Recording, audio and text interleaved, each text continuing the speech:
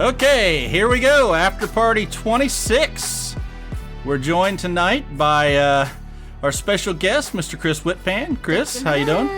Hello. I just want to thank you for cutting my part out of the last 3 episodes. So I'm here, and nobody really knows why, which I think is hysterical. But maybe those tapes will come back, but who knows? It was pretty easy. I think Leland just cut your whole line out, and then anytime you hear a pause from Bill, that's when you were speaking, right? Right. Okay. So funny story. That actually happened to me. I was on an episode of Bar Rescue. If you look back, and it was like in first season, I was brought in. I was one of the experts, and I filmed for a week straight. And you see me in the background twice. That's it. So I'm. Did you get paid though? That's what matters, rude. right? Oh, I got paid. You got paid. That's what matters. So if anybody can find me, it was the Downies in Philadelphia episode was the one I was on. What's Bar Rescue? Guy runs around, and Gordon Ramsay's like the restaurant, but they tend to be bars first. Oh, I see. Yeah, John Taffer. Did they let you know you were going to get cut? Well, no, but when they brought me in, they're like, just so you know, it's a distinct possibility, because I was like, there were 4 specialists, and I overlapped a lot with the host, the areas we were both working on. So I get it. I have no butthurt, hard feelings about it whatsoever, but it was, I get to say I was on a national television show now. That is pretty cool. That is cool. You were definitely on our show too, you know? Yeah. Exactly. Now I'm international. So we can expect our downloads to really shoot up after this episode, right? It's possible. But this time you didn't get paid, so sorry. Sorry. That explains why it didn't show up. TV's Chris Whitpan. We're good for it, I promise. All right, so today we're going to talk about episode 78, Deadline, episode 79, Partial Truths, and episode 80, Motherlode. Leland, you want to talk about any of those titles? They were all basically dialogue inspired. I mean, Deadline's pretty clear. Falsey is on a distinct clock now. Partial Truths kind of harkens back to a bit of the chat that Falsey and Shaft had after the events of Falsey's conversation with Isabella. And of course, 80, finally, this party finds something they were looking for. We hit the mother load. It did take a while. So, yeah, I think these were the ends of us sort of still being apart, right? We really weren't. We still broke up into different little subgroups, and we're trying to find our way, maybe confiding a bit in each other a little bit more. Yeah, it's actually interesting. Like, we kind of got a few different group ups too, right? It wasn't strictly just Shaft Falzarin versus Shakara and Mia, which it feels like it has been for a while. We finally got some interplay between some inner couple role play. Yeah, inner couple. There you go. I mean, okay, sorry. But I do have to say that this last 6 episodes, all since we've been at this stupid godforsaken party honoring Isabella Good, that more party that you planned. It's been so frustrating. All 4 of you just not telling each other things when it would make things go so much more smoothly if you did. How could you believe anything else was going to happen? Well, I know. I've had my fucking head in the clouds thinking it would go a little more smoothly, honestly. I mean, Mia's still pretty clueless. Well, that's true. Nobody still wants to talk to Mia. Well, she's the newest one. It's slow. Yeah, it's coming. But that was the whole conversation with Falzarin. Was like, dude, I gotta trust somebody. So tell me, right? Falsey opened up with Mia. I mean, it didn't spill every bean that I am holding with her, but spilled some beans. We can talk about it too. But there's a corner being turned when we find Almar's journal. Yeah. It's a bit of it does actually in the future, it does serve to be a bit of a binder for the glue that the party kind of needed. But Chris, how do you feel being Alyssa? Do you feel frustrated when one of the other players is purposely avoiding information. Like, well, it's really like, I get it. Like, as somebody, I was just playing an RPG the other night, and it took us 2 hours to get through a single door. So I get it. Like, and it's got to be really difficult for you, especially Leland, to kind of try and write something that will hopefully pull everybody together. Because there was a point, when we started these 3 shows, the party was literally at the juncture of either it's going to split completely or it's not. And, you did a really good job because, it was frustrating. I'm like, come on, guys, get along. But then you think about it and like, it's only been days. Mm-hmm. How much would you really trust someone after days? Well, Shakara just tried to kill Falsey, like, hours ago. Well, but let's be honest. Who hasn't? Come on. Yeah, at this point, everybody's taking a swing at Falsey, that's for sure. Right? Damn near to it. Right? It's just like from the very first one, when Emily's first character just outright whacks him hard. Right. Like, he's always been the whipping boy. Yep. I think Gozer put me right down, didn't she? Yeah, she Knocked you out. Yeah. Didn't you have to make like a saving throw on that one too? I think it was pretty harsh. Yeah. That was after the Hank Appleby fight in Drew Call. Wow, that was a long ass time ago. Yes, that was. The tunnels. Yeah, down in the sewers with the Darklings. But I think unless you take a swing at Falsey, Shaft isn't going to trust you. Because I think that's kind of the thing. He's like, all right, these people aren't complete numbskulls. They know what's initiation. going on. It is. Yeah, that's right. I'm very glad that Falzarin can be part of the hazing process. The sacrificial lamb. So, I was going to ask, I wanted to ask you, Chris, what do you think about the relationships between the characters? Do you, especially, I'm interested in how you feel Shaft and Falzarin are. Do you feel that there's a good relationship there? Do you think that one's using the other, or both ways? It's funny that you mentioned that because, when you lost, your partner with Bryn, like she was kind of your bud and your go-to. And when you kind of lost that, it was going to be interesting to see what you did with that. And you kind of latched onto Falsey, I think enough, because I think you saw enough of the questionable character that he has. And, I think he shared enough with you that it made sense. Yeah. That you would kind of latch onto him like, well, I'm going to hitch my wagon to his boat for a while because, and let's be honest, Falsey's also gaining in strength too, right? Mm-hmm. So he's going to be a partner who can help you get stuff more. So I can see that, there's definitely a use angle. Like, he has a use. I'll keep him along now that he can like do more than, mage hand and magic missile. Do you think he trusts Shaft? I think he trusts Shaft, but I don't think Shaft trusts him. But I don't think Shaft trusts anybody. Yeah, Shaft doesn't trust anybody. Yeah. Exactly. He's an opportunist. So, like, Definitely. At the moment Bryn died, okay, we got Danzig, we got this. Okay, Falzarin. Exactly. And now he's got a nice big fat bank account waiting for him, when he goes back to clean out Bryn's stash. That's right.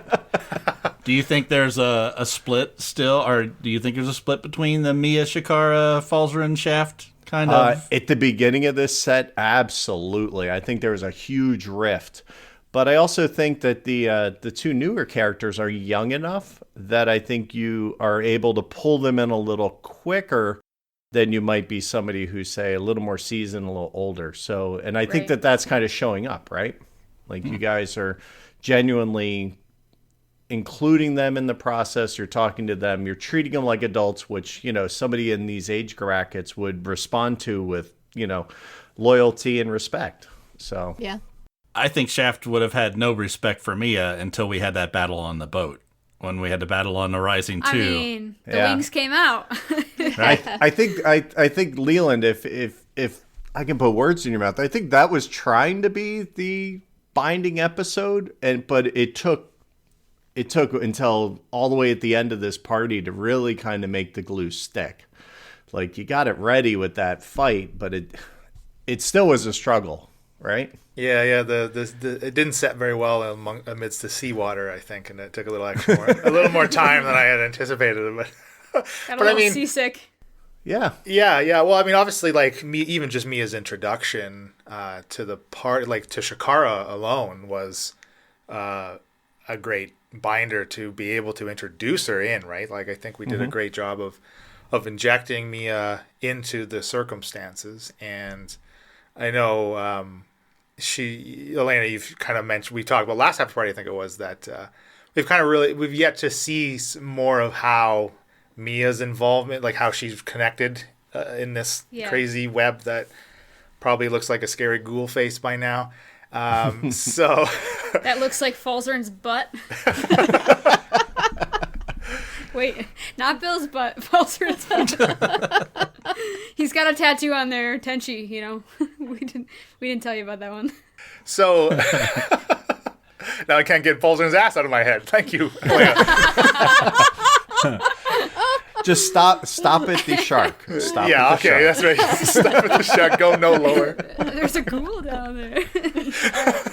You know what? If I could ask anything of the fans, is I want them to draw what they think Falsey's lower back tattoo actually looks like. I want to see this shark tattoo done.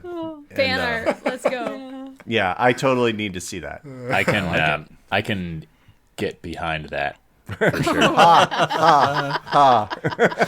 Chris, you draw, so I mean, we're gonna expect an entry from you. I'll put my spin on it. This is part of the one drawing a day. Yeah, there's the next Chris draws on YouTube. But yeah, I think I pouted a little bit. Like, when's it gonna be about Mia? But you got me. It's all right. I got you covered. We're getting little strings here that are all linking all of the characters into a much bigger picture, I think, that's still a bit foggy and not clear, but I think Leland's doing a great job of getting little snippets here and there of everyone having their character have some backstory or however they're involved with something bigger. There's a little piece for everyone, which is very cool. Well, and I will say, if you guys do one thing and you do it really well, is I love the way that you introduce the characters when the new ones have come in.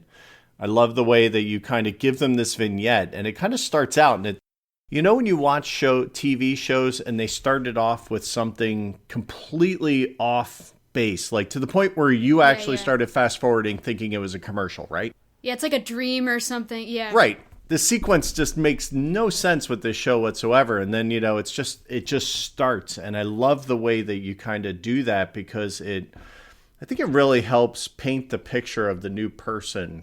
And whether Mia gels or not, we understand her and we understand her motives, like now that she's making some of these decisions. Now, Elena, completely different story. I don't understand her motives at all. But I was going to say, are you trying to tell Leland to kill more of us? Because I don't know how. No, but it's not something I have ever witnessed in a RPG session, and my play is very light, so I'm not a great person to ask. So to be able, from a new person perspective, and somebody who's trying to follow this troop, you're worried about what was going to happen. And, I think Thuft kind of prepared us for it. And then I think when you kind of brought it in, I think it felt very natural the way you did it. And it was kind of fun to see those little vignettes. I think Shakara, like in Emily's take on Shakara with the narration started that. So then she narrated, right? And then I decided, okay, I'll narrate. Mm-hmm. And then even Shaft's kind of have his full episode of backstory. I kind of like that better than just oh, this is my life. Here's my backstory. I'll post it online if you want to read it. But, right. Right. But I think it really helps, because that kind of needs to be something that needs to be flexible. And I think if you start a show thinking this is my ironclad backstory, but it doesn't allow any room for the storytelling narrative to kind of shift things a little bit to make some things happen that otherwise wouldn't. And I totally get that, and I love it. Well, thanks. Thanks. I agree. I've really, really enjoyed whenever someone has put some time into. I guess Falsey's the only person who hasn't had one of those, but that's all right. The whole story revolves around you, brother. I'm not at all jealous, but it adds a lot of layers that you can peel back to these characters and gives them a lot of depth, makes them a lot more believable, I think, when we've taken the time to do these episodes. So I'm glad we've made that decision. Like, I'd love to go back and kind of revisit, like, your relationship with your friend who became the Deep Scion. Like, that might be fun to kind of see. Yeah. But, you know, that might be something that, you know, for a storytelling vehicle, like Leland has in the back bag. Like, hey, we'll break this out later to kind of maybe see if you could spot that change, that shift in his life back once upon a time or something. That's what I'm loving. Falzarin, Brindle, and his wife are sitting around the table playing some board games and, you know, just kicking them back, having a good time. And then, I mean, maybe they're quarantined. The plague is running through the village. Maybe we find out how Brendel, or when Brendel becomes the Scion, because that's Falzarin's biggest question. Yeah. Well, see, the throuple of Falzarin, Brendel, and Catalina were skinny dipping one late night in the ocean. Brendel went under and didn't come up for a little while. But eventually he surfaced. We were just watching his wife, and she was smiling. So with that, we just made assumptions. Oh, well, this is an after party. Now it's an after party. Leland's here. The sleeves come off. I mean, you know, the sky's the limit. That's awesome. Okay. Where were we? Yeah, let's get to the actual episode. well, I mean, there's a lot of breakup. I mean, 78 was started in the library. A little bit, well, it started with Shaft dancing with Natalie, having a little fun there. Really didn't lead to anything in these episodes, so, No. you know. When I was editing, I messaged you as I was editing, like late night, and I missed an opportunity to make Natalie Catalina and have Chef be dancing with Catalina. Oh, I'm kicking myself for missing that opportunity. That would have been good. That would have been a great twist. The listener never knew they wanted it till you just said it, you know? Well, yeah, I know, but like, that would have been me really injecting this forced RP moment with Falzarin's character, and at the time I didn't want to do that. I mean, there's so much other shit going on at the time. Like, it was just like, would have been one more thing, I think, that would have toppled the woodpile maybe, but... Well, Falsey may have been able to catch Shaft's eye without being seen by Catalina, and Possibly. probably would have tried to do that, to be honest. Yeah. Yeah, Falzarin's not looking forward to that conversation. Well, Falzarin, how do you think your talk with Isabella went? Oh, swimmingly. I left it feeling like it was a lot of progress was made. Her verdict was very fair and compassionate. I didn't listen. I know that's a lie. Oh, I was gonna say for the listener, he said we could all listen, so I've heard it. Yeah, it took something out of you. It sure did. Knocked the wind right out of your sail. Yeah, I left a little bit less of a man. Izzy can do that to him, man. Even the strongest of men. You either leave an interaction with Izzy feeling like there's a bit more wind in your sails, or really down. Yeah, it's only highs and lows with Isabella. Yeah. Sorry, I was gonna say I think Shaft left her wanting more, and back in Zexa. That may be. That was a long time ago too. Yeah, it was the first time Shaft made a charm roll. Oh, right. The thing that stuck out to me about your conversation, Bill, that you let me listen to was, like, I am pretty sure Erica's dead. I'm pretty sure. Like, we're pretty sure. And then she was like, maybe. And then by the end of it, she was like, Erica's alive. Okay? I know she is. Oh. Yeah, there was a lot of beating around the bush. But I mean, like, Falzarin had some extra information that, I don't know, I guess you utilize a little bit in that conversation. But, like, Falzarin seemed very neutral to me in that conversation. It was a lot of, well, whatever you think's best, Izzy. Well, I mean, but let's be honest here. If she's got him by the balls, right, and we could think that, you know, yeah, Bill overheard this thing, right, or Falsey overheard this argument, but I think that if he would, you know, he would try and really cover his butt. And I think the best way for him to do that would be proactive and say, hey, I saw you here. I'm here. That's a good point. Yeah, that's a good point. You know, I think he would proactively try to get out of it as, you know, as quick as possible, especially since he got to listen in at the door some. Mm-hmm. That makes sense. I did not know how you communicated with Izzy till I heard that. Like the stone thing? Yeah. Is it a jewel or whatever? Yeah, it's like an iron, just very... It's like a communicator. You just tap it and start talking. It's just like an iron token that's sunken into my chest. It's in your chest. Well, the iron token went into this sort of like, what would you describe it as, Liam? Like a... At the time, I think when you got it, we described it as a scabulet because of the way Isabella formed it. Oh, yeah. She Ew. peeled off She peeled off the scab off of her skin and formed this amulet thing and put it into Falzarin's chest. Oh, It was wow. intense. She So really nasty. manipulates flesh. That is disgusting. Yeah, so this iron token that I had used in the past to communicate with her, The one that Gozer tried to throw away? yes, Oh. it went into this scabulet, which then like sunk into my chest and became part of me, more or less. So you should have let Gozer throw it away, is what I'm hearing. Yeah, probably. I think she would have found another way to make it happen. Probably.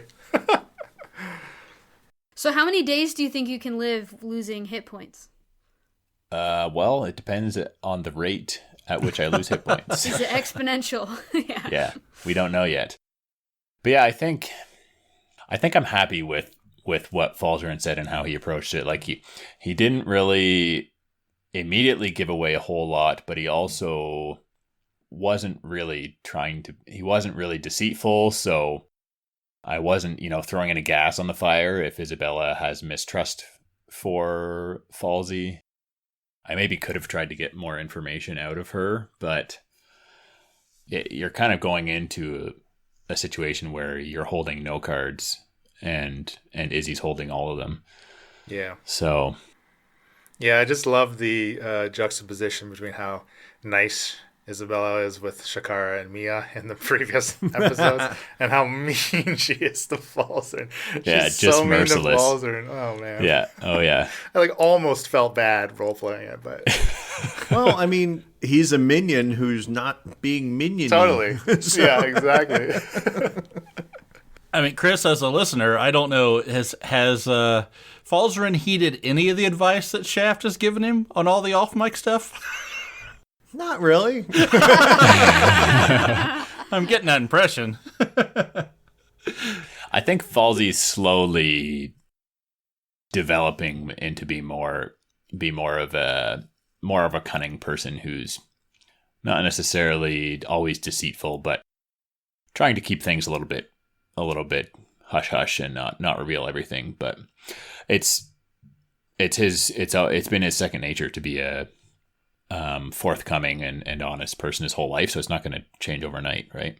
Yeah, Right. That makes sense. Right, but we can definitely tell he now has a dark streak that he's having to balance and fight a lot more. Yeah, absolutely. And as you lose friends, you're getting a lot more selfish, Yeah. I mean, your selfishness is why we're in the predicament we're in at the end of these episodes. Right. Pretty much the last 20. Like, let's be honest here. Actually, And it's really funny. it's a mix of his affinity and desire to have more power and more magic, and also that has kind of gotten into a situation where he's in a bit of a life or death situation now. So he's just scrambling to do whatever he can to survive, basically. But you're also kind of like a college student who's just buying everything on credit, Right. knowing that I'll be powerful enough someday to deal with this. Yeah. But right now, I can't. You're buying it all on power credit. Yeah, that's true. Good example. No, I think Falzarin's he's trying it to heed Shaft's advice, but yeah, definitely not. He's nowhere near as adept as Shaft is at keeping a secret and being manipulative to people like Shaft can do. So as honest as you come across, why do you think Shakara just does not trust you in any way? Well, I think I've heard things that other people haven't. But I know a bit more about why Shakara does not trust Falzarin. And I don't think you can talk your way out of that, right? We'll see.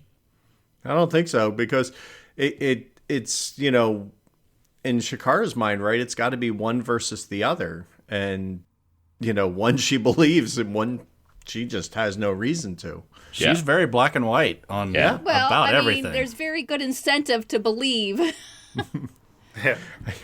I do like John's line where, look, sometimes we can do good all the time, but sometimes we have to flirt the line. Like I love that little speech in like the third episode where you're kind of like, we need to find a common ground here because this is not a black and white party. Yeah. We operate in a lot of gray area here. I think one of the main things Shaft was trying to do with Shakara was, it doesn't matter how much I talk, I have to show her. Right. To convince her, and that was the whole part with Isabella's bodyguards, right?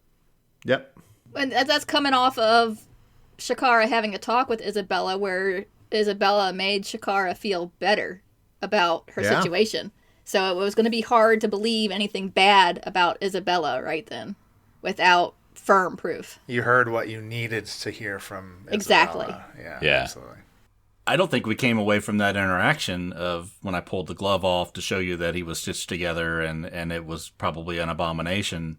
I don't think we came out of that with you fully convinced, even though I think it made you question. It made me question, but Shakara was firmly in denial about everything that she did not want to believe.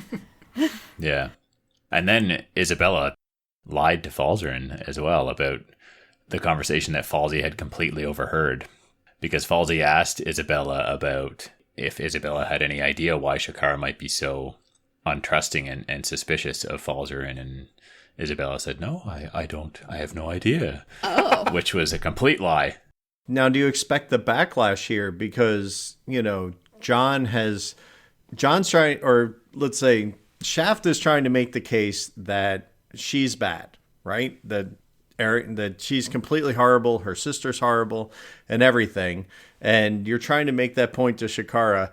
But then Falsey turns around and he's in league with her. So there's still even what you're trying to do is counter to Falsey's case. Yeah, exactly. So that's even more reason to believe that Falsey's bad. Yeah, I don't think that's going to go too well, but, you know. I think Shaft tries to always put himself in a position where no matter what goes down, he's got at least a way out, right? Right. And I think sort of aligning a bit with Shakara and aligning a bit with Falzarin. And, you know, with Mio, I think we're still trying to establish that relationship. But, you know, I think Shakara even says something, I hope it was in these episodes, to Shaft about what would you do if you found out that Falzarin was the reason for all the bad things that were happening. Would you put him down, or would you back me? Mm-hmm. And of course I'm going to say yes, right? But you say yes to anybody. I say whatever I need to say to be able to gain that trust. Right. But I think in general, Shaft doesn't care I don't even think Shaft really cares if Falzarin's a Deep Scion or not. You're kind of the Ferengi of the bunch. Well, what is interesting is that Shaft had two private conversations with Falzarin and Shakara, but essentially saying the same thing to both of them. That's right. Yeah, I mean, how telling is that of the maybe the duality and the kind of mindset these Shakara and Falzarin find themselves in right now, unbeknownst to each other, of course, because nobody talks to anybody. So there's zero resolution, right? Strength in numbers here, people. Yeah, I would argue that part of the power that Shaft has over everybody is the fact that they don't talk. Absolutely. Yeah. Yeah, it probably works in your favor. Absolutely. I think Shaft is a better guy than he gets a rap for deep down. I think he's been through some crap and has learned to protect himself by not getting too attached to people. But I don't think... Do you remember when he flew out of that cave and left you all there? Do you remember that? Yeah. That was survival. He's definitely looking out for number one, but he's not Always. heartless either. We were watching something the other day, Emily. I can't remember what it was. It was on YouTube, and it talked about Han Solo and his moment in the first Star Wars, where you saw him come in at the end, and he, let Luke take that shot. Right. Right. He came back. Nobody expected him as a scoundrel, as a bad guy, to come back. It was totally against what everybody believed his character was. And then he did the right thing and came in and saved the day. That's from the beginning. I've sort of said I wanted a Han Solo-like character type of thing where you don't know if you can trust him or not. But when the chips are down, will he be there or won't he is the question. Right, but there's been a lot of table play and a lot of chips hitting the table, and he kind of hasn't, so he's really waiting for his moment. That's a good point. So what do girls talk about in the library? Girl talk, Which Secret boys we like libraries. this week. Our favorite color lipstick. Oh, I was telling the truth. I can't see Shakara or Mia talking about either of those things. Yeah. No, we were looking for the supposed secret entrance to a secret library. Shakara doesn't want to tell Mia what she talked to Isabella about. Doesn't want to talk about what's wrong, but she wants to tell me that she knows there is indeed word of a secret library. So I shared something. She's heard things. So what's Mia think about these other people that don't seem to be sharing anything with you, but you're hanging with us? I mean, did you listen to me and Falzarin's conversation or no? Mm-mm. Okay. So Falzarin and I essentially, I don't think you would have heard or learned anything new. Like, he essentially tried to convince me to trust him over Shakara. And if I trusted Falzarin, that means trusting Shaft. Interesting. And if I trust Falzarin, that means not trusting Isabella. And we did a whole talk in different circles, and I was like, you gotta give me something, because I got you, Falzarin, I got you, Shakara, and neither one of you are really giving me anything. So I need someone to tell me something honest and earnest and true to go on. And, like, I did a good insight check on Falzarin, and I went with it. So I trust Falzarin. I trust Shaft because I trust Falzarin. And I think Isabella's bad. But I'm kind of... The jury's out on the Isabella one still until the end of the episode where I see the journal. That's what I was talking about, because she was so nice to me and backing me up about the Kraken that I just wanted to believe she was good. And I think Falzarin was fair as well. Like, he defended himself and said that, yes, he's involved with Isabella, who's bad, and maybe that's why someone thinks that Falzarin is bad. And then he also said that, Shaft is out for number one, but deep down isn't a bad guy. And it said that Shakara is really confused and doesn't know what to think, but ultimately her heart's in the right place and she wants to do the right thing. And Falzarin did tell me, Emily, that, an ancient god or deity contacted you, which you had kind of hinted at. You said higher power about trying to kill Falzarin. And, Yeah, and if it makes you feel any better, Shakara didn't tell anybody anything. It wasn't just you. It was everybody. She didn't tell anything to Yeah. So I don't think... I think Mia is just like... Whatever I keep saying, I think it is day 3, or at least 3 nights together, so day 4 or whatever, with this group, trying to, like, address this Kraken, hoping that these Tritons can help, finds herself in a magical keep with wizards, and it's just, like, so far out of her comfort zone that she's like, someone tell me the truth right now. And Chris, I think I liked your comment about her being young, because I did feel like in these episodes in the keep, like all of them, Shakara and Mia both acted kind of young. Yeah. And you're young, and even to a point, like I think Shakara has experience, and she comes from a huge social group, right? Where I kind of feel you're very young, sheltered, and naive, especially coming out of your backstory with, like, your parents not even telling you what you were. So, I think that just kind of enforces how kind of naive and kind of fresh that character is. Very green. Super green, super fresh. I've been wanting to play her more cocky than I have been. Because, like, she thinks she's all that because she's so fresh. But she's also out of her element, so she's going to be a little guarded. Yeah, and, that comes through. It really does. So the library had nothing, go figure, as all libraries in Heraklion. Well, you didn't find it. Let's put it that way. Yeah, we didn't find it. Well, I don't think there was anything to find in that library. No. Well, we did find a place. Eventually. Sure did. I mean, third time's the charm. That's what they say, right? So. Yeah, I think I was frustrated with how I was going to play it out with the library, Alamar's library, right? Because you guys may or may not know, I sort of knew. I was so frustrated when I found out Shaft already knew where that freaking bookcase. So yeah, the frustrating. I sort of let that play out, right? Because Shakara actually found the entrance to it. She did. So she did. There was I Shaft was playing dumb, is what he was doing. That's right. He did You didn't have to go straight for the spot, but you could have found it a little sooner than what I did. I think I would have. I think I was going to find it before we left, but I was going to let that be Certainly the last didn't option. seem like it. Listen, John enjoys a good squirm and show, so... Yeah. The thing that I didn't know how I was going to play out, and the episode actually ended with us going down into... we stopped playing, right, when we went down in there, right? We stopped when we went into the bouquet, and Shaft and Shakara went down into the hallway. And I know because I thought about that between play sessions a lot on, what am I going to do when we turn the corner, right? Because I can't really say much because the jig would be up, right? I already had, you would know I would have been there. Right. I wasn't sure how that trap worked. Right. We took some damage for me to keep that secret.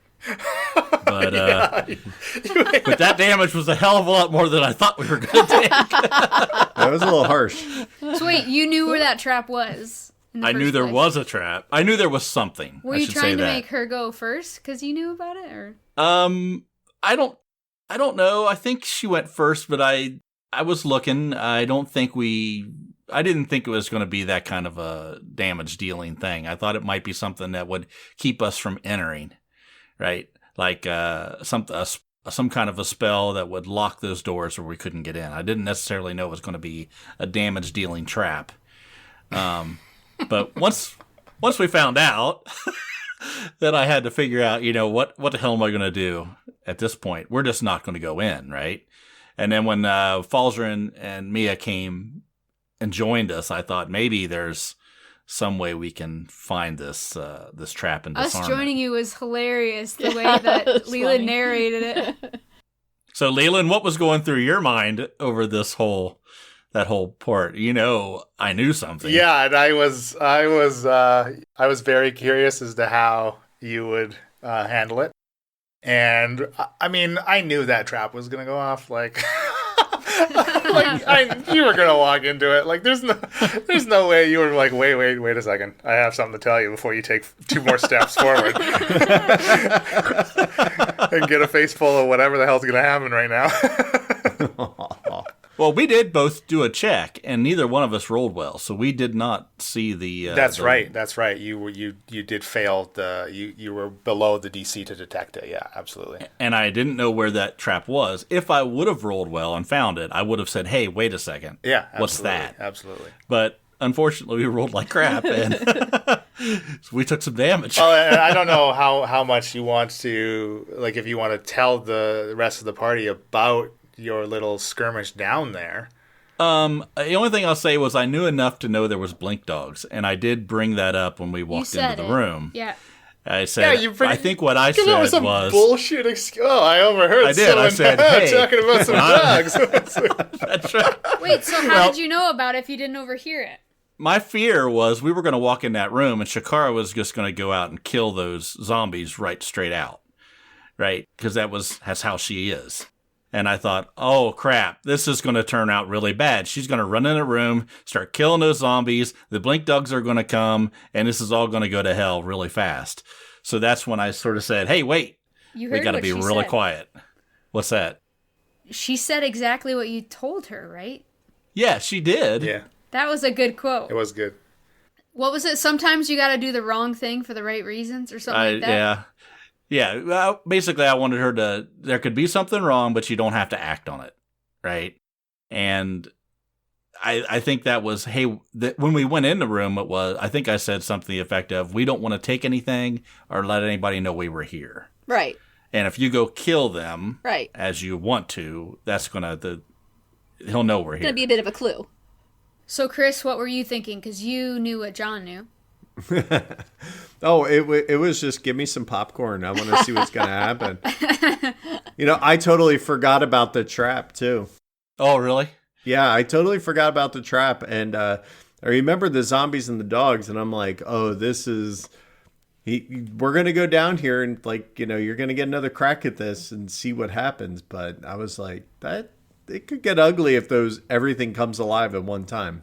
Mm-hmm. I'm hoping that those kind of situations, the listener is listening going, oh, crap, what's he going to do? Yeah, why did they split the party again? Well, we always split the party. Now, so John, had you actually made it past the trap before? I guess at this point, with I don't know, Leland, what do you think we should? I don't think there's anything now that they don't know that you. The reason I ask is I'm just wondering how did you make it past the trap and then? I was invisible. Oh, so the trap doesn't trigger if you're invisible. No, I followed Alamar down. Alamar disarmed the trap that he had set up, and I followed him all the way in. Yeah, gotcha. What? And I knew everything was there. Right. So you knew Alamar was bad this whole time, almost. No, I didn't know Alamar was bad. I knew Alamar had a secret library. He had a weird zombie fetish. You knew the books were there? I was, and I said this on the last after party, we kicked you guys off mic. I wanted to steal that journal. Ooh. But I was so afraid that my invisibility was going to end that I bolted out of there before I had the opportunity. Right. I didn't know what he was doing. I didn't know what he was reading. I didn't know if he was bad. I still was under the impression he was trying to hide these books from others. Until we read it, because I couldn't read it anyway. So this makes me ask Leland, you now have somebody who runs around, they can be invisible, and then Shaft can pass, he can cast without a trace. So, they can almost go anywhere they want with impunity for 10 minutes. How do you write that and still make it challenging and not give away the beans? 60 minutes. Yeah, Chris. A whole hour. Well, I think that I'm very fortunate at the dysfunction of the party because if legitimately, if they worked a little more cohesively, then everything would fall apart. But I can rely on the heavier role play aspects that instead of being a challenge through combat, it's a challenge to role play. And I think that's what we have always kind of enjoyed as part of our show more than just combat. But that is a very valid point. It's especially they're getting higher levels and it's hard. It's really hard.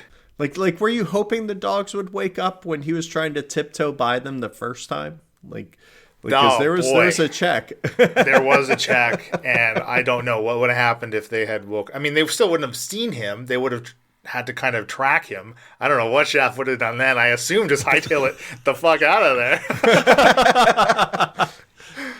Yeah, I had my running shoes on for sure. So that was at the end of the meeting with me and Shakara and all of the elders, right, in Alamar's office. And when you all left, Alamar stuck behind in his office. That's kind of the timing. Mm-hmm. So Falzern was eavesdropping on Shakara while Shaft was doing that stuff for the rest of you. That's what the timing was. So he was under the effects, the last of the effects of your invisibility that you first cast, Falzern, 6 episodes ago now. Yeah. So yeah, his time was running out, much like your time was running out when you were kind of listening to Shakara. which, yeah, like John said, definitely played a factor in some of his decisions. And basically all Shaft saw was Alomar go down there. There's 2 instances in which Alomar waved his hands. Obviously, the first was that little trap at the corner, and the second was the just getting rid of the alarm spell that was up in the kind of the center of this room that Falzarin tripped. Yep, sure did. Yeah. We almost made it out. Oh, so close. Man, oh man. But those scrolls, just for calling. Yeah. And, you know, Shaft didn't take them the first time because Shaft didn't want anybody to know he was there. Yeah. Well, that's the thing. Like, the gig is up at this point. We've already stolen his journal. We've stolen books. So, like, might as well steal those scrolls as well. Steal everything you can get your hands on. Yeah. Walk right through the middle of the room, you know? Of course. Yup. So basically, for Lister, the map was like maybe this like 30 by 30 foot square room, and the alarm spell is only like a 20-foot cube.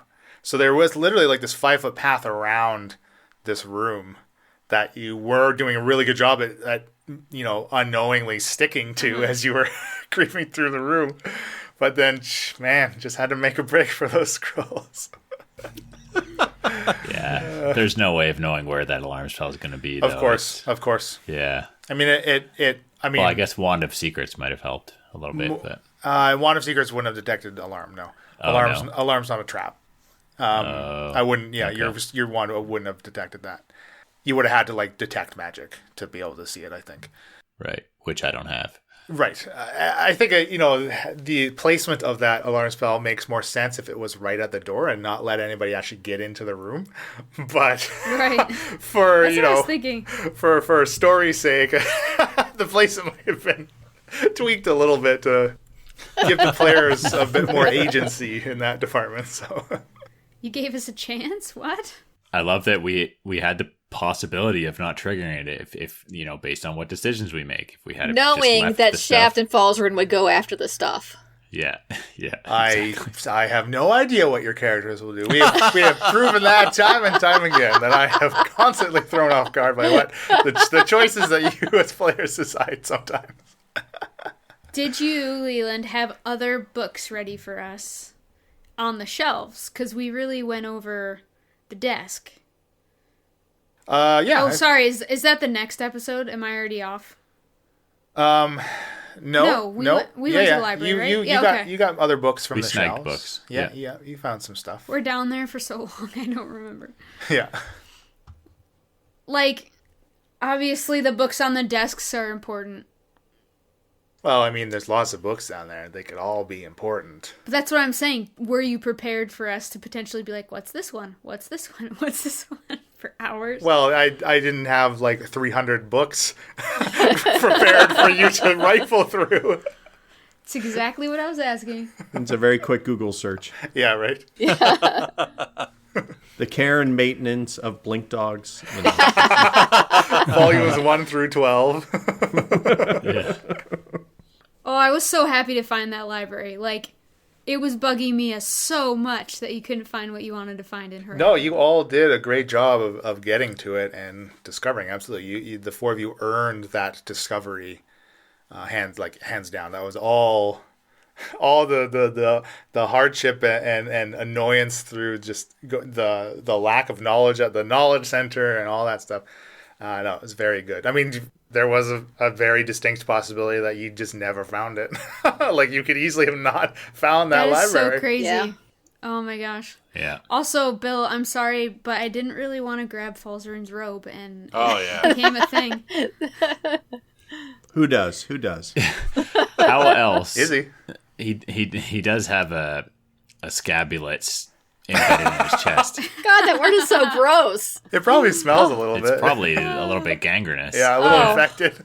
Well, it is now. Mia's It's just definitely. like, Mia's not the touchy-feely type, and I don't think fire-breathing Shakara is either. So, like, when a guy is like, grab my robe, I'm like, no thanks. It's just practical. I mean, otherwise you're going to have this big armor-laden person bump into the back of you and make a huge noise when you're sneaking. And probably knock Falzarin over with his athletics, that's for sure. Yeah, absolutely. Yeah, one of my favorite parts of invisibility is when we walk apart and then come back together from a role play perspective. What the hell? Yeah. I always think to myself, what would I be like if I'm walking around and I can't see somebody and all of a sudden they start talking? Yeah. Scare the crap out of me. It'd be terrifying. Yeah. Or trying to work together. Right? Yeah. Suddenly you're looking over at the other side of the room and a book disappears. Yeah, right. So Chris, on this desk in this library, what was the number one book or subject that you wanted to be there? And was it there? I really want something to kind of call back to the towers and what might be going on there. Like what like kind of what's causing that? Maybe like maybe some maps or something that might kind of give you an overview of something, whether he's tracking it or causing it, TBD. But that's what I'm kind of hoping for. Do you have any theories on the towers? Like, when we found out from Tennerman that he's making these things for the towers, any theories there? We're open. Yeah, no, We'll I'll add it give to no our ideas. board. Leland, close your ears, yeah. Yeah, right. Everybody dies whenever they go into towers. No, Yeah, now's our favorite part of the show, where Chris comes out and gives Leland ideas. It's like VeggieTales. So are they? And it's interesting, right? Are they something that's kind of somebody's trying to create to hold something back? So they could have a good quality to them, perhaps. Like Blake Lakely could have been totally like trying to defend the realm, by putting these up and trying to stop a blight. Or is it the exact opposite, where they're completely benevolent and trying to call things in and make the blight happen and spread? So, I don't even think we know if they're really good or really bad. We just know that somebody wants them figured out and is willing to pay for it. But that could just be a financial, it's hurting my business because we're losing crops, and I'm blaming these watchtowers for it. Yeah, I mean, this was 30 years ago that somebody in the Lakely family had these plans drawn up to build these things, right? Yeah, was it a prep? Like, let's get, were they really preppers and just trying to know that like this cycle thing happens every X amount of years and they need to fight it back? Like, I don't know. Yeah, I think the interesting thing is we learned the names like diggers. Yeah. Obviously, there's something that digs. And they're being protected by these snakes, and we need these cubes to be able to get into the blue light. It's very cryptic, and the only thing we really learned, I think, on Heraklion that sort of brought the towers back into play is that Isabella has something to do with Samuel Cultus. Right. Yeah, I was surprised to hear that. Yeah, so that's what I was just kind of thinking that there might be. When I heard that and Isabella's coming back, I'm like, oh, is this now going to be where, the story's going to start slowly coming back together a little bit, and all the side quests kind of have little click in moments and you make it go, oh, now that makes sense, and things like that. Like, I don't know. I hope so. I mean, we have the Neogi. We still have the flowers up in Mount Necrosis. Still have the sludge. I mean, there's still a lot. I think the sludge is... Black ooze. The black ooze was pretty much for the blood from Kralakina, yeah. So I think that's been sort of... I mean, we don't know why it's bringing things back to life. Understood, but not dealt with. Right. That's true. Yeah. And not really fully understood either, I don't think. Like, yeah. It has some qualities that we don't understand fully yet. We've seen what it can do with the rabbit. Poor rabbit. And somehow it was involved in this Kralakina business, but how exactly it works and how it's created, not certain. And we don't even know if it's still there. Yeah. Because we haven't been back to that lake. True. It's true. We have a map with a bunch of spots on it out in the ocean with the Rising 3 subship. Yeah. That brings up another talking point I wanted to mention. Shaft voiced some theories of his own in these episodes, talking about how there was explosives on the Rising Starfish 2, and then the Rising 3, which was piloted by Surma, who is probably in league with Erica, attacked the Rising Starfish 2, and the Rising Starfish 2 may have been those explosives may have been for Isabella. So you've got two sisters who are fighting with each other, possibly. Right, and if they're fighting, then doesn't it lead one to... You automatically make the assumption, well, if one's evil, then one's good. Right. Right? I think that's kind of your natural assumption. And I thought for a second there, you're like, oh, well, Erica's definitely the evil one. And you're thinking, well, Isabella, maybe she's not quite so bad. And then you're like, no, she kind of is. She bad. She bad. She bad. And we have a whole hunk of the story we haven't really even dug into, which is Jessica back at Picture. Yeah. And the freaking Jessica. That's the other sister that we really don't know much about. Yeah. Yeah. Big old question mark there. Yeah. Oh. So, yeah, you're right. You're right, Chris. There's a lot of things coming together, but there's still a lot of shit we don't know. The more we find out, the more questions we have. Yes. It's like trying to make a rug, but all your thread is just like shredded. It's slowly coming together, but it's still a hot mess. Yeah. Oh, man. I love it. It's the best. I mean, I was quite pleased that there was the journal. Like, I think there's a lot of information to be found in that. Hopefully. Could be. Yeah, I we'll hope. have to.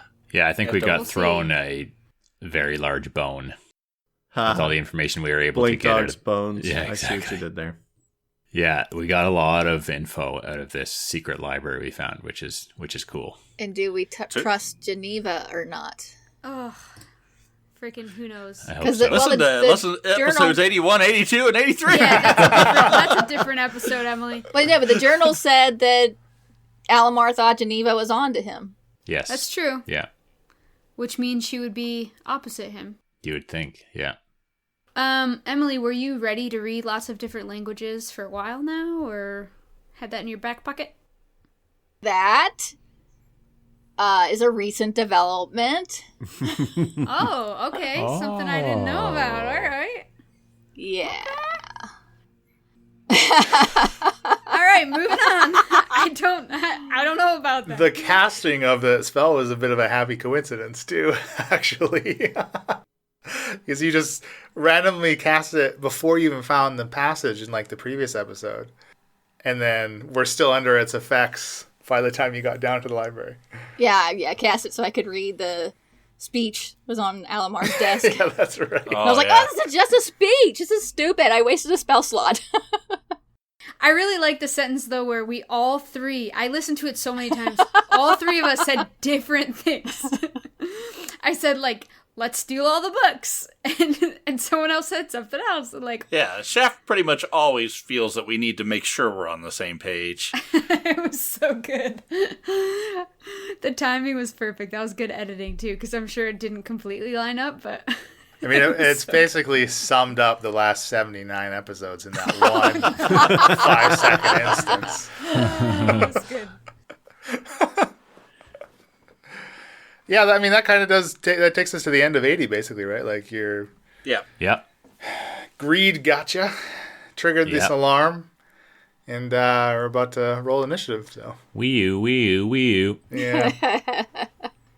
We did have someone with a comment here. Ben on Twitter said, tell Chris that everything he's doing with Game All Night and his YouTube channel is awesome. Oh, thank you. Ben. Agreed. Thank you. Yep. And then he goes on to say that lately there's been a lot of, there's been very little of everyone together at the same time in party. We're splitting the party a lot. Any guess on the percentage of time we spend apart versus together in the last 5 or 6 shows?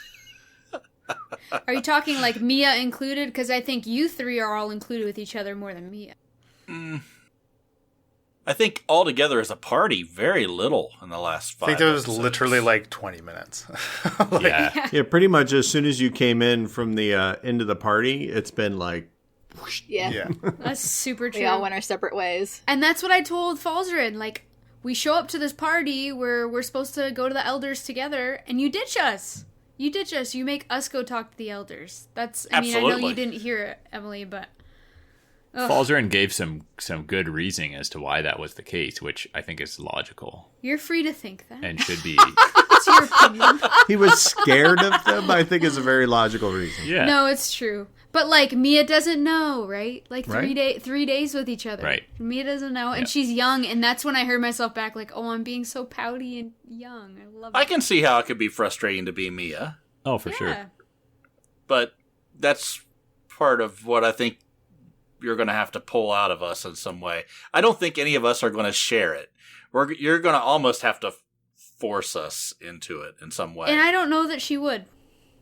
I like what Chris said, where it's like, you stick with a few people long enough, you save each other's lives, there's some loyalty, and, like, you're naive enough to not even dig deeper, right? Yeah. I think that's true. No, that's fair. Especially if she's inherently trusting like she is, unlike Shakara, who's inherently, just kind of looking at ulterior motives and things like that. And I think, I tried to be the opposite of Bryn. yeah, you're trying to figure that out. Like, I think that's, it will, if Leland doesn't make it bite you in the butt sooner or later, it'll happen. My best friend's gonna be a scion? Dang it. Yeah, I Knew got it. one note and I can play it. It's just all your best friends are deep science. That's the only card I got. It's the only chord I know how to pluck. So Exactly. yeah, Shakara's very flame, no flame. Flame, no flame. It's like- that's her distinction between yes or no. Very binary. It's very in character. Yeah, I guess. Yeah. I've had a lot of fun in Heracleon so far, and the fun certainly isn't over. We are still on the island. No, it is not. Even at the end of our future play sessions, we're Oh still my fucking here. goodness. It's, yeah. We have these long stretches. There's, I think in these episodes, we read the journal, right? You read a couple of the passages, I do believe. Part of it, yeah. Just starting. I didn't see Leland throwing me into the story with this book. That was interesting. That was definitely interesting. Didn't see it coming. Yeah, that's very Yeah, cool. the Thor stuff. What, yeah. what makes you so sure it's about you? Just Mia. Okay. Mia's little hubris. Wow, Okay, Mia. I'm not. Okay, so you're calling me cocky. All right. So Mia thinks she's a god. That was already written into my character. She occasionally wonders if she's part god because she obviously doesn't belong to her parents. Most teenagers do. Yeah, well, I'm 20, but we'll call it just out of teenager. I think I'm only ever going to be able to play teenage D&D characters, so I can just say I'm being moody and pouty because I'm a teenager. And Bill's like, look, it needs to be role playing. Not Right. Oh, it's totally roleplay when she does it. Yeah, Bill knows I'm totally not like this in real life at all. That's all right. Falzarin being a doofus is also a pretty accurate reflection of myself. And deep down inside, I'm Isabella Good. So. Oh, you're just a portly woman. That explains so much. I just thought you were Grimby, actually. But that's okay. That's probably You're Oh, more Grimby accurate. Chum. A portly little Billy's grandma. You kind of have the Grimby style, and you just like That's put a little true. corncob pipe in your mouth, and you can kind of go around. Yeah, he's got the beard. He lives by the sea. Captain, why are you wearing no sleeves? I don't get it. Well, we got Chris here. I wanted to bring up that some of us got to play some Fiasco with Chris recently. Yeah. Chris has been doing that during the lockdown here, at getting friends together and playing online. And Emily and I had a great time. We got sort of kicked off because of A little bit of a win. That was pretty intense. it was a little scary here. Luckily, we were in the basement. But no, we had a great time. It was the first time we've ever played Fiasco, and it's another. We've talked about doing different role playing games, of course, with our group. And I don't know. Hopefully, sometime soon we'll be able to get an Incorrigible Fiasco party going. I would Oh my love gosh. to do that. Would it be called a fiasco, or like, what's the word worse than fiasco? Just a normal think the day for thing- us, really. Yeah, that's true. The thing I liked about it was it is almost 100% role play, off the cuff improv. Right. And I think that really, I think Bill and Elena, I think you guys are going to. Oh, it's up Bill's alley, really 100%. He is so have a into good time. improv. I think thinking right on your feet, that's the kind of muscles that we need to really keep on developing. And I think Fiasco is a great way to do that. Yeah, and if you want to hear Emily try to pass off her pet kitty cat as a aged tiger, then you definitely need to watch. That is That was hilarious. I mean, it's a big cat. It's a big cat, yeah. yeah, it's a really big cat. Wasn't it a lion though that she was trying Lion, to pass it off? yeah. I don't know. They were doing both at one point because Or they a forgot. tiger. Yeah. I forgot what it was. It was Yeah. lions and tigers, yeah. Because it was I think it was an orange tabby or something like Yes. that, and I'm like, okay, I can see that being a tiger, but then it was supposed to be a lion. I'm like, that's a bit of a stretch. That's where they lost you, eh? That's where. Yeah. That was Yeah, That I'm crossed out the of here. line. That's all I'm. It was actually really weird hearing Emily role play in a voice that wasn't Gozer or Shakara. I wrote down one thing on my page when we started was tranquilizer dirt. I was going to work that in somehow. It's it like was a good Leland's time. sticky note that's like, give them berry. And then the next week we had Leland on there. I Yep. got to see Leland as what was your character's name Captain again? Bravado. That's right, aka Tim Id. Yeah, it's him. Yes. His alter Yeah, no, ego. that was really fun. I did notice though, in some of the scenes I was in with other people, that I like automatically went into like dungeon master mode where I just like let the scene like play, let the role play Right. play out, and I didn't even realize forget I that like you're in it. wasn't actually contributing because I was so invested in what was happening in front of me. Just like being entertained. So I think what I saw that too, and what came out of that was I'm like, I wonder if I can selectively, like, if you're not actively in the scene, just kind of like turning you black and white. So Oh, Oh, interesting. that'd be interesting. Oh, so I the like fun, that. right? The fun thing about doing the show is like I run it all on my software, and I can tweak and have fun with it and do whatever. And I'm like, I can do different things, and I'm wondering if I can make that happen. I think I can. That would be cool. That's That's a awesome. good idea. Yeah. You want to plug your channel name before we forget to say it so people can watch if they want to? So I stopped doing my late night talk show, Game All Night. We got about 69 episodes in, and I thought that was the perfect number to end it on. Nice. So I did. But now I'm just kind of doing goofy stuff. Like we're doing Fiasco. We do live plays every Wednesday night, 7 p.m. Eastern. Who's on the next one? So the next one's kind of exciting. I have Mandy Hutchinson, Paula Deming, let's see, Chaz Marler, Ooh, it'll be good.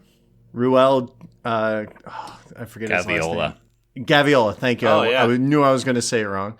And Joe Sandow's coming Oh, on. wow. That'll be fun. So we got like an all-star cast. Yeah. And That'll be really good. I Yeah. think we're going to a haunted mansion, I think is. Oh, Or no. They bailed on that one. It's going to be a museum. We're doing it. Nice. That'll be fun. Yeah, That's cool. worked out all the kinks with the riffraff before you get the A-listers on there.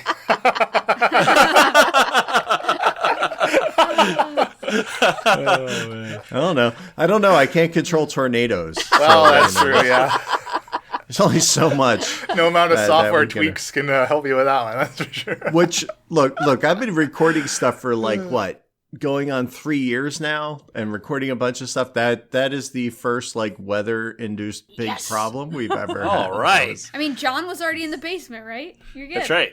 The best part, if anybody watches it and it gets long, I get it.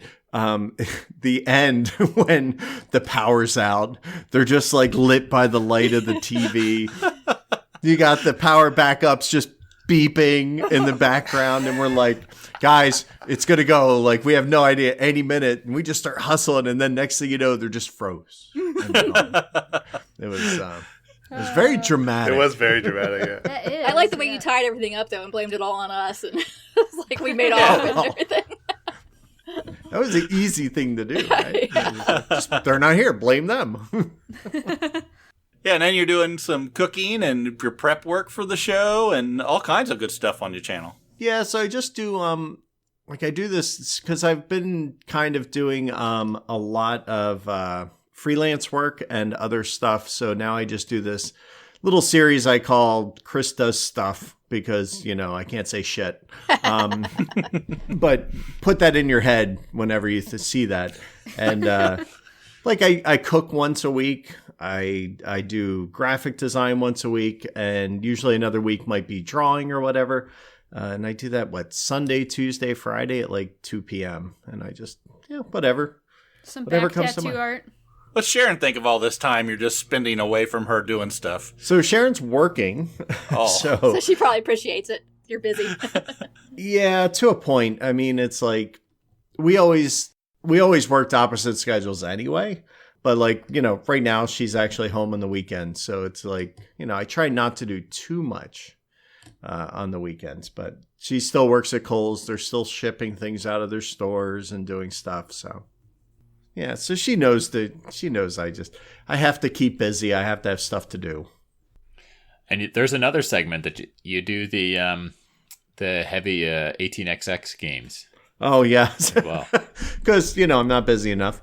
We do an 18xx podcast video show, and I've been doing some live plays of that too, and that's I do that under wheel tapping because that's kind of my heavy train nerd side.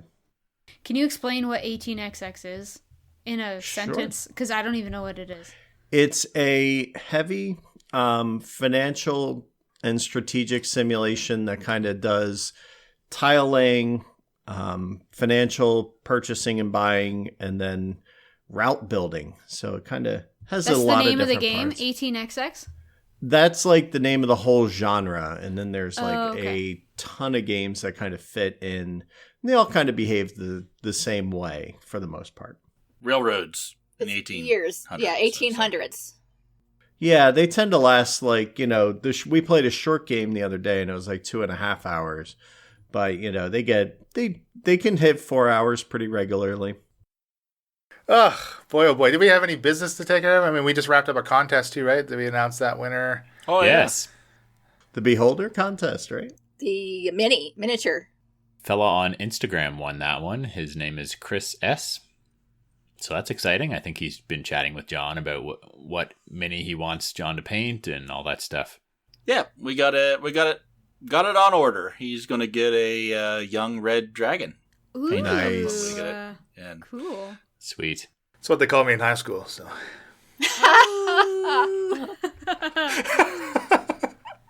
Just when you were out in the sun too long, anyway. yeah. Yeah. Well, I predominantly wore a wizard's robe too in high school, so that helps.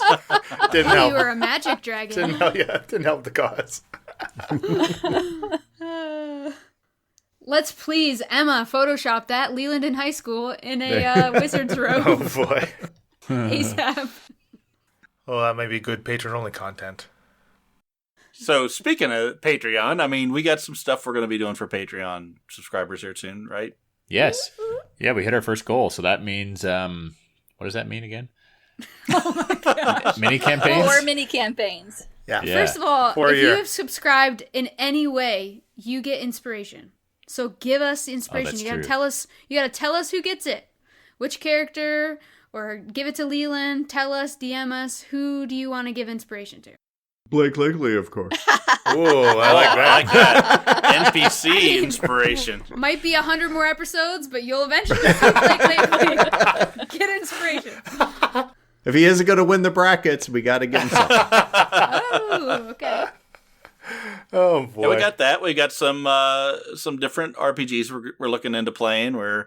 Of course, we're going to do Fiasco, hopefully Paranoia, I think, with Chris is the plan. And then at some point we got to schedule that. And then I'm going to DM a outright Paranoia session with you guys at some point. If you want to guess with that, I am totally down. I love Paranoia was the first role-playing game I actually ever got to play. Oh, So, yeah. Yeah. Holds a special place. The GM is actively trying to kill you. It's great. instead of Oh unintentionally. boy. Oh boy. Yeah, well, I did GM one session of Paranoia a while back, but we had, Too I many think people. it was 9 or 10 people. Ooh, yeah, play. that's a little much. It was grew hard. out of hand, Yeah. and it was just Yeah. it was fun, but just too much downtime for everybody. So I'm looking forward to a 4-player. That would be fun. John, this is your opportunity to get back at Leland. Oh, Yeah, the great thing about Paranoia is you guys are going to get back at each other. I just get to help along. Chris, in your experience with Paranoia, you said you've played a few times. Oh yeah, it was. I actually even used to run a here's the throwback, people. A bulletin board that like people used to have to dial in with a modem to. That was actually called Alpha Complex Ah, because it was based on the world that Paranoia is set in. that's fun. Report to the termination booth, please. Not So I'm boy. excited about that. Yeah, it seems interesting. Tales from the Loop's another one we're looking at. Yeah. I've been watching a little bit of that. Amazing stories kind of feel. Yeah, absolutely. Absolutely. The show's on Netflix. I think it's Netflix. it's- or It helps Amazon put me to Prime. sleep at night. Amazon Prime, Amazon yeah. Prime. I just can't get through it. Oh no. Oh, That Yeah, first it's episode slow. is just so like literally I've fallen asleep twice trying to watch it. Oh, they were wow. good. Some of them are super sad, though. Yeah, I think so too. Is it like an anthology type show or what? It actually You is follow a different there's a- There's like Characters. 10 characters, and each episode follows a different one. I Their life gotcha. in a different Okay. person. Okay.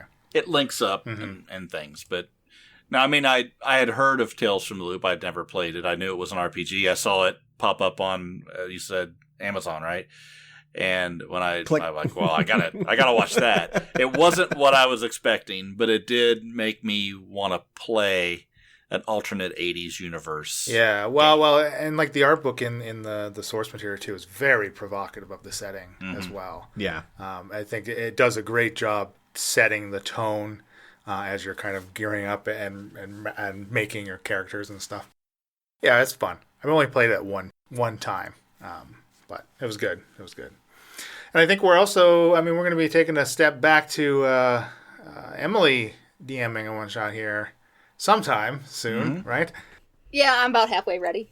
Ooh. Oh, it looks so scary. I'm Happy not excited. Jack's That does look Funhouse. fucking terrifying. Happy Jack has like 100 teeth. If you have that fear of clowns, yeah. She did ask us first, and I I should have did. lied. Yeah. I should have lied. Yeah, clowns aren't really like a big fear of mine, but that looks terrifying. Yeah, I've read through the whole thing. I'm super excited to do it. Cool, that's good. And some of us for sure are going to be reprising our one-shot characters from the Clockwork Tower. Yeah. Jacques Jacques. certainly will be making an appearance. Jock was a listener favorite, so I'm sure people will be excited for that. I mean, what is Jacques without Pam? Well, Gotta they're have Pam. a dynamic duo, yeah. Jacques don't stick without the Pam, so. I mean, the point of Pam is to not stick. But I anyway. was going to say, right? Oh, damn it. You walked right into that one, didn't you? Slid right by that one. Slid right by. I mean, I am going to be tying down my scarf tight. That's all you got. I've got some new jewelry. I've got some new bangles for this and this one shot. I'm so excited to wear my new bangles. Just hit that little record button. Just saying, people. Yeah, I think Jacques will certainly be dipping into a fourth class if my stats allow it. We'll see what. He's just going to be level 1 of everything. That would be Unbelievable. That would be the best character ever, right? You could just do like nothing. He's just like Theoretically, he'd be the best baseline ever. As your current mother figure, Jack, I gotta advise you against that. That is man. not advisable. it's kind of like no, it's called the liberal arts track where you just kind of take level. Oh. Apologies to anyone who is a liberal arts major. Can you though? Are you? Oh, man. A lot of cool stuff coming up, so I mean, we got keep time. listening Well, in. some of us have time. Some of us are still working. But Yeah, some of us are still working. Who are they? Who has the time? Well, we'll work it in. We got, I mean, within the next couple of months, we're really got a schedule. quite a bit. Oh, I did have one last thing. Oh my god, I can't believe I forgot. He's gonna laugh when he hears that. Our next NPC guest is Matthew Jude. Oh, It's yeah. FYI, we're actually recording with him tomorrow. Yeah. So, Nice. Right. almost So be on the completely lookout for forgot. Easy to forget. It's going to be how many episodes away, though? It's going to be a few after That's this true, after yeah. party. I think his character needs to have Tourette's just so that it would Oh. explain his constant outbursts and shouting at irregular intervals. They're shouting! With a German accent. Oh wow. Oh, dear. I love it when he gets into his German shouting. Oh, it's fantastic. How many episodes we got, Leland? Already recorded. How many do you think? 4 to We're at 6, the I think. fight. Maybe more like 5. Yeah. So it actually won't be as long as it normally is. Usually it's like 2 months after recording with a guest and this coming out. I mean, March Madness chewed through our buffer, you know? And Yeah. that's how we wanted It it. did. Yeah, Yep. it did. Yeah. Because March was all this party. Yes. I don't like when we take 2-month breaks from playing. Yeah. I would rather keep it a little tighter and be, a couple weeks out from release. I think we can probably do a better job of doing that now because I'm done school. I mean, I guess a handful of us are still working, but life's a little bit less crazy, I think, for some of us anyway, which will make it... Because, I mean, it's 5 of us to figure out a time, which is difficult, but... Right. Second goal of Patreon is hiring an editor so that we can play all the time. I don't think Leland would give up that control. I was gonna say, find out what Matthew Jude's wait. rates are. Hold on. That includes Leland giving up Jude control. is not touching this fucking show, I'll tell you that. He's lucky he's getting a fucking Leland guest wouldn't allow NPC that. spot on it. You'll just have a laugh tracks inserted here and there. He's like, before we continue I'm on the this laugh show, track. I just want to Emily, you single-handedly Emily drunk is the laugh track. Emily not drunk So, is a laugh track. all the time. Yeah, that's Join us on Patreon and you can hear 3 minutes of Emily. Oh, we I- literally do have 3 straight not- minutes of Emily laughing at the end of one I am episode. not listening to that. I tell you though, I think like the drunk episode would be a great stretch goal. All of us drunk? How drunk? Yeah. Like, You must just not make it listen happen. very carefully, Chris. We may have already heard everyone that. at the same time. It's like I don't know that an episode would happen, but maybe it would be our most cohesive, most, vulnerable yeah. episode yet. We would be telling each other everything. It would make no sense. Or it's the drunk shot instead of the one shot. And it's- Oh. I like it. Are you paying for the morning after pain or what? For myself, the most I've ever had to drink playing was actually when Bryn died. That first session we played of Chapter 2, it was like a bottle and a half and a whole That's why you a were wine. laughing so much. Okay. That's why we forgot about Shakara's aura. We were all just like, Just goon. yeah, the next morning after the bottle, you were regretting it. Yeah, that's rough. That's rough. Getting old. Speaking of getting old, Oh, are we Yeah. gonna? I thought I was going to get away with it. Oh, yeah, that's right. Me, Please me, don't me, sing. me, me, Please me. don't. Me. I was just going to say happy birthday. Thank you. If there's one birthday present, I would like it to be for me to not have happy birthday sung to me on an after party. I agree. That's, or in general. Are you going to talk about the amazing That's birthday fair. I sang That's to fair. you? There was Yeah. a note I held for like I did. a minute. I don't need to know what gets Falzern's motor revving here. Okay? Oh, Get out on the Falzern highway. and Bill are not the same person. Oh, are you sure? Are you sure? I think there's actually evidence to the exact contrary that was literally stated like half an hour ago. Yes, today is my birthday. I'm 29 years young. I feel You great. liar. Ah, yes. Now you're older than your player character because you made Falzern 32 to reflect He leveled your up age, with me. correct? So it's Falzern's birthday too? It Falzer's sure is. 33. Happy birthday, Falsey. Yep, 50's right around the corner. So how'd you celebrate your birthday, Bill? We ordered more sushi and more desserts than any 2 people should ever eat in one sitting. Yep.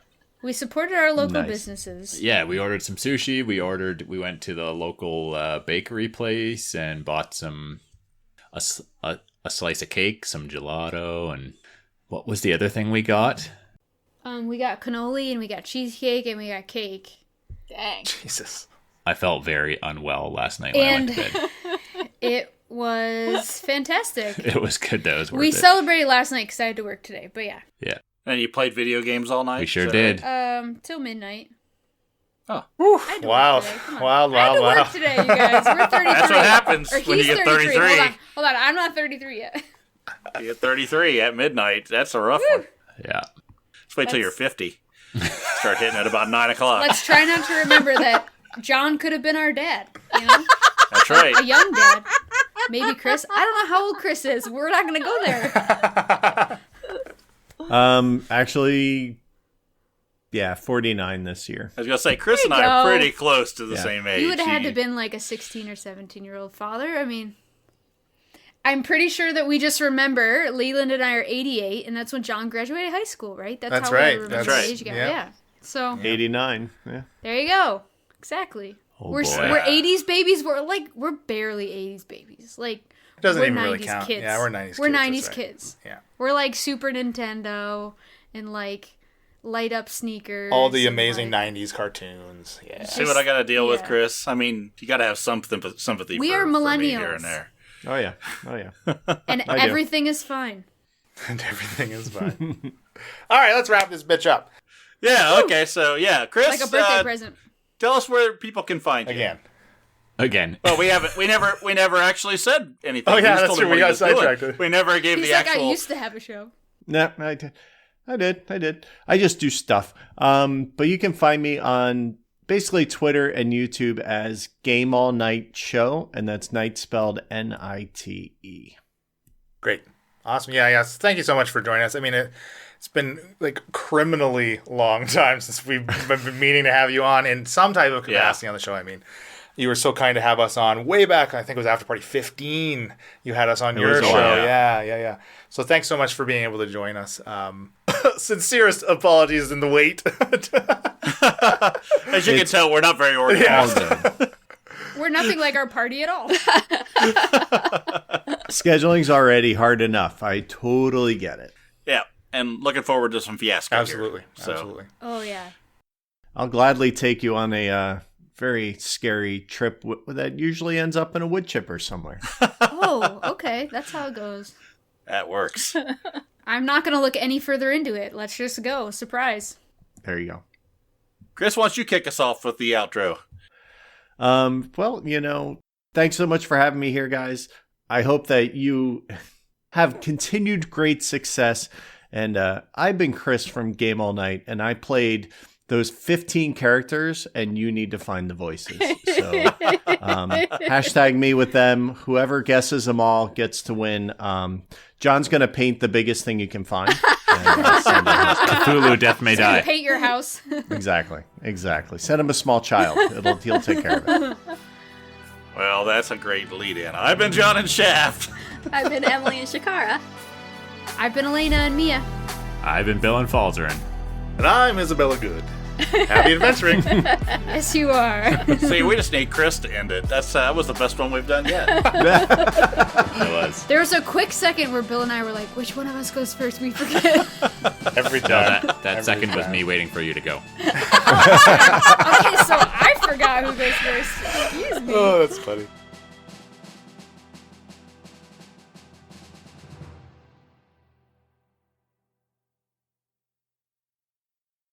It's Ticket to Ride with a bag of mystery pills. Ooh. Yeah. Ooh, the bag of pills is back. Yeah. Oh my goodness. That might have to be an end of the show blooper. Jeez. All right. Yeah, listener, Emily was cleaning out her closet. Take that for what you want. And she found a bag of mystery pills. I made a in bag her of mystery closet. pills. I had bottles Need of that pills that PDR. were expired. It was getting rid of them. So There you go. Find the PDR and figure Expired it doesn't out. mean anything. You can still get the buzz. well, it's, okay, pills that we would no longer needed. So just dumped them in a bag so I could throw them away so they wouldn't just be loose in the trash. No, flush them. That's what I do. Oh yeah, flush them. Take them to your local pharmacy. Let the fish get stoned. I was just going to say, yeah. Let the fish get high. Got to feed Kralikina something. Come on. That's right. mean, Kralakina just wants to party. That's what he's been about the whole time. That's it. He's like, give me the blue ones. Give me the blue ones. Not the purple ones.